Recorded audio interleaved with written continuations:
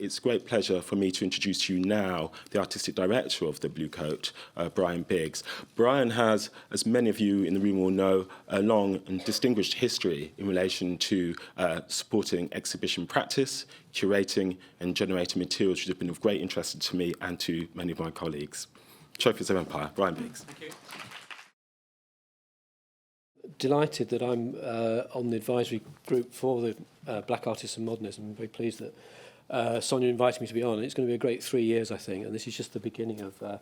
I'm just in doing this presentation. Now, there's so much stuff that is still to be uncovered, as I think we're all finding.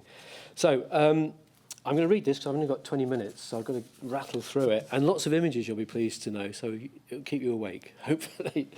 I'd like to propose that Trophies of Empire offered a different model to the Black Artists Group exhibition. Taking as a starting point a highly charged anniversary, artists were invited to interrogate histories that continue to inform our political, economic and cultural realities. By being open to any artist, the project recognised that the impact of the historical processes under scrutiny was not limited to diasporic communities.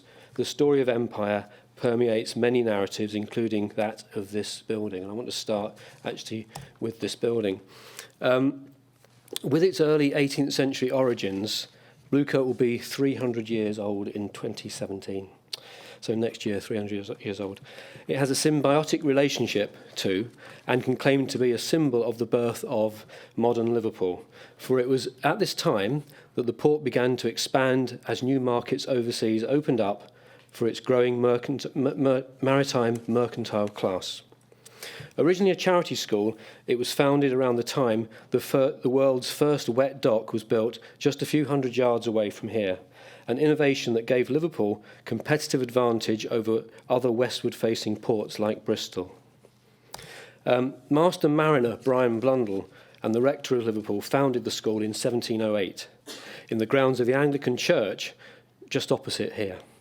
And he helped to pay for this much larger building that we're in today. Blundell served as Lord Mayor of Liverpool and traded in tobacco and other goods. He was involved in the transatlantic slave trade, albeit not very successfully. His sons, however, were, and this March we are presenting some new PhD research carried out into the extent to which subscribers to the school were involved in the trade. Captain Hugh Crowe, for instance, whose memoirs recorded his life as a slave trade captain, left a legacy to the school. Richard Ansdell, an old boy of the school in the 19th century, became a successful artist, a member of the Royal Academy. And this painting, The Hunted Slaves, which hangs in Liverpool's International Slavery Museum, was painted over 50 years after the slave trade was outlawed, although slavery was still legal when the artist was at school here, when he attended as an orphan. Over the past 30 years, artists have interrogated the building's existence, being owed in no small part to profits from slavery. Sculptor Andy Robarts in 1998 did this installation of shackled cast feet traversing Bluecoat's cobbled front courtyard, referencing this in a very literal way. The same year, Liverpool performance group Visual Stress exorcised the building of its slave past with a multimedia intervention inspired by the West African cleansing ritual of Vimbuza that involves drumming and dancing. Bluecoat was subject to, and I quote, a monumental barrage of sound, light, image, daring, dance, fire, music, speech and performance, a spectacle designed to strengthen us all in the fight against those evil and negative spirits that have polluted the world, sporting the brand names of colonialism, market forces and incentive. I like that incentive bit. So that was actually Visual Stress, that was their words. The event was staged the very week that the Tate, whose first benefactor was a wealthy 19th century sugar refiner, Henry Tate, opened its first gallery outside London here, in a former dockside warehouse. The irony of this location was not lost on academics, on political activists, and indeed members of the city's long-established black community, who argued that what the severely depressed port needed was real jobs, not a cultural imposition from the capital. The wounds were still raw from what was dubbed the Toxteth riots a few years earlier, when the Liverpool 8 community kicked back at continuing police harassment of local youths, poor job opportunities and entrenched racism. In cultural and economic regeneration terms, Tate, over time, brought substantial benefits to the city, helping kickstart reclamation of derelict docklands and a cultural renaissance on Merseyside that culminated in Liverpool's designation as European Capital of Culture in 2008. The legacies of Britain's colonial past in its second port of empire, however, are never far from the surface, providing a rich and contradictory history for artists to explore and problematise. Earlier, in 1985, we exhibited the work of 4 young artists in a group exhibition that Anjalie has just talked about, Black Skin, Bluecoat. And that included Keith Piper, whose slide tape installation entitled Trophies of Empire was pertinent to Liverpool's slave history.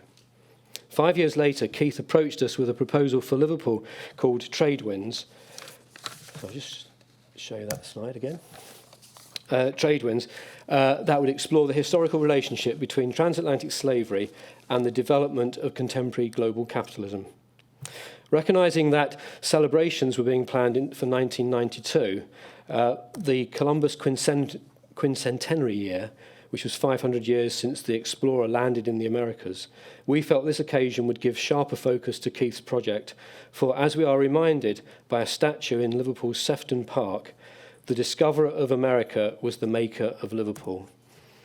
A counter programme to the Quincentenary called 500 Years of Resistance was being organised, and we aligned our project, which we called Trophies of Empire, to that campaign. As the idea of trophies developed, we invited colleagues at venues outside Liverpool to be involved. Arnold Feeney in Bristol, like Liverpool, a prominent slave port, and on the opposite coast, Hull, a port with a different relationship to slavery as the constituency of abolitionist MP William Wilberforce. Here, our partners were Hull time-based arts, who collaborated with Wilberforce's old house, which was now a social history museum, and the municipal gallery, the Ferrans. Keith's research, focusing on Liverpool and Bristol, revealed residues of imperial and colonial legacies in a variety of locations, and I quote from Keith, "Some are highly visible, others remain obscure and unexcavated. They permeate the very social, physical and economic fabric, manifesting themselves in ways varying from place names, public monuments and buildings to the presence of whole communities of people." Taking our cue from this research, we decided to open the project out to other artists, and I mean any artist could apply. The 3 coastal cities collaborating on an open competition commission series. We invited artists to respond to a brief to, and I quote, "creatively and innovatively respond to their own personal interpretation of these legacies and events through artworks that directly and poignantly reflect both the physical and geographical locations of the project against the backdrop of 1992 with its myriad implications." In addition to the Columbus context, 1992 would also witness the Maastricht Treaty for European integration. The common market becoming the European Union, leading to the creation of the single currency, the euro. Critics also saw this as a symbolic dislocation of the old imperial states of Europe from links with their ex-colonies, in favour of forging a new insular pan-European consciousness. Through a collaborative curatorial process, there followed a 5-month programme of interconnected exhibitions, performances, discussions and events in the 3 cities, the different contexts allowing for a broader and much richer debate than would have been possible by a single exhibition touring from one venue to another. 15 artists' commissions were awarded, and I'm now going to just show you some images of those and just say briefly what they were. But I thought, as we talked earlier about gender and exclusions, it's sort of worth looking at where the artists were from and who they were. And I just did it very quickly earlier on. There was 15 commissions in all, of which 11 were by black artists, 3 by white artists, and 1 by a group of mixed artists, of black and white. In terms of the gender, 7 men, 5 women, in terms of the gallery commissions, and all the live programme, one was a man and the other 2 were men and women. So that's sort of interesting if you look at how far, we haven't quite got equality, but we're getting with this show from where we were with The Other Story, which, again, if you look at where those artists are from, there's that other story, which is where's the artists from the regions. All those artists, I think, apart from Lee, who had a gallery and worked in Cumbria, were London-based. I think that's fair to say. So let's look at the work. Keith's installation was sited not here, but at the Merseyside Maritime Museum. Its quayside location and collection display is especially pertinent to the work's themes. This was 2 years before the Transatlantic Slavery Gallery was opened there, and it later became the International Slavery Museum. And the work's presence there therefore had a significant impact on a collection that at that time barely acknowledged Liverpool's role in the slave trade. Liverpool-born artist Paul Clarkson was, and I quote, made aware of the history of the city's prosperity at the expense of the suffering of my ancestors, and produced a series of large paintings, including Black Star Triptych, that deconstructed official history, countering it with his own personal and cultural identifications. And he was one of the artists who was local, in that he was working in Liverpool. Again, interesting to look at the regional balance. Mostly, I think about over half the artists were based in London, but the others were like Paul from here. There was a couple of other artists from Liverpool. I think Nina, wherever Nina is. Were you living in Liverpool by then? You're in Cardiff, but on your way to Liverpool. Okay. Juginder Lamba, who was living in Shropshire. His sculpture called The Cry, conceived as a shrine to all oppressed peoples, was constructed from ancient timbers salvaged from barns and quayside warehouses in another slave port on the west coast, Lancaster. It's shown here in both the garden of the Bluecoat, just outside there, and at Wilberforce House in Hull. Rita Keegan, her work was called Cycles, was a strongly autobiographical video installation. Its imagery taken from 5 generations of this New York-born artist's family, stretching back to her great-great-grandmother, who was born in 1830, the daughter of a white woman and a slave. The piece personalised the African slave diaspora and showed past and present existing side by side. Again, we're starting to see video coming into the work. So you saw it with Keith's work, and again with Rita. We talked about it earlier, that it was not represented hardly at all in the other story. By this time, artists were using video a lot more. Vina Stevenson, who we saw gave a review, I think, in the Horizon, in your piece earlier, was also an artist. And this Ring a Ring of Roses, a pocketful of posies piece, combined a fractured Union flag printed with superimposed images of the London Stock Exchange, the Crown Agents, which is the body set up to administer Britain's post-colonial interests, and the Gulf War, which was on at the time. Its title played on the precarious nature of the structure, which it almost did collapse. I remember a couple of times we had to sort of keep putting it up, and was also chosen because its roots in the plague, the title's roots in the plague, offered apt metaphors of global trade, warfare and disease that cast a line backwards into European history. In Shaheen Morali's Going Native film installation, the audience sat on deck chairs onto which holiday images were projected. The piece related to the Portuguese colonisation of Goa, a process continued by tourism. The artist said, "Going native, whether as acquisition or escape, has always fallen within a wider appropriation of colonised cultures and territories." In Commemoration Day, Bristol-born artist Carol Drake examined her old school, Colston Girls, whose benefactor, Edward Colston, was a slaver, memorialised in many institutions in the city. The installation confronted Bristol's amnesia in relation to Colston. The bed of chrysanthemums, his favourite flower apparently, which children on Commemoration Day would wear, were left to die over the course of the exhibition, and a replica statue of Colston casting a dark shadow on the projected image of girls clambering over his statue. Donald Rodney's Doublethink consisted of shelves of cheap sporting trophies inscribed with aphorisms relating to negative stereotypes of black culture. The work takes its title from Orwell's concept of holding on to 2 contradictory beliefs in one's mind simultaneously and accepting both of them. At the centre of Edwina Fitzpatrick's Terra is a terrarium, traditionally used to cultivate plants from around the world. They are visual contradictions, presenting apparently lush growth while stunting development, a metaphor of fixed ideas and communities trapped historically through slavery or within Europe as ghettoized communities. Sunil Gupta used early digital photography in Trespass to present a sequence of images that challenged notions of a dominant European discourse and assumptions of cultural purity by placing himself and his partner into historically resonant locations in Germany. Nina Edge's The Multicultural Peep Show was an intervention into the kitchen of Wilberforce's house in Hull, the artist explaining, "The Multicultural Peep Show will return your gaze, will give you the benefits of its golden handshake, take you for a spin. Multilingual captions, specimens from many lands, a plethora of objects, all collected together to confound the viewer's expectation of an easy narrative about the global repercussions on culture of Columbus's voyage." Three graphic designers in Liverpool and Manchester, collectively known as South Atlantic Souvenirs and Trouble.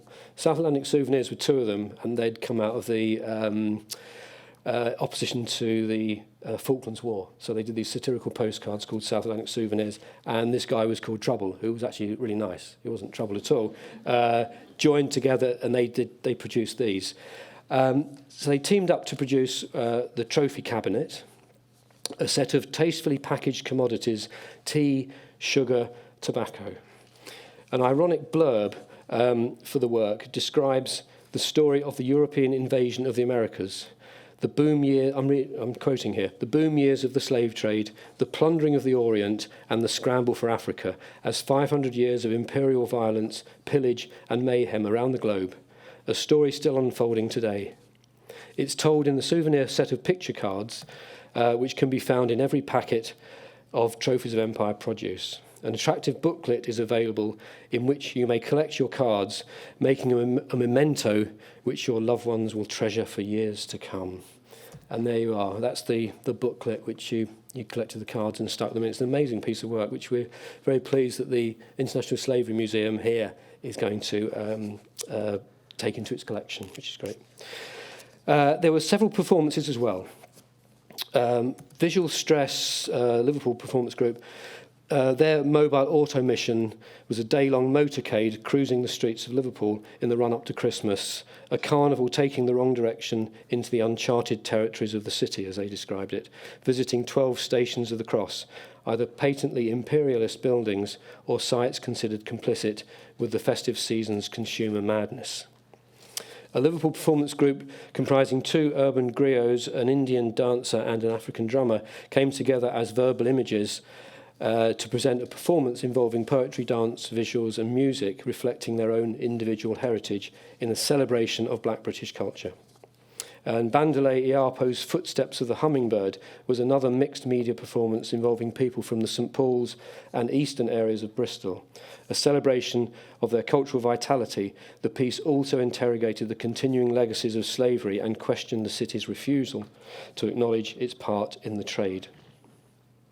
A year or so later, we produced a publication documenting the project, and if you're interested, we're selling copies of these downstairs at a very knockdown price, with commissioned texts and artists' reflections. Ghislaine Towerdross, in her essay Sweet Oblivion, wrote eloquently of place and memory, and I quote, "We wander through our city centres, weaving a path through the A to Z of street names and the tourist trail of ceremonial buildings and statues whose significance we as city dwellers have long forgotten.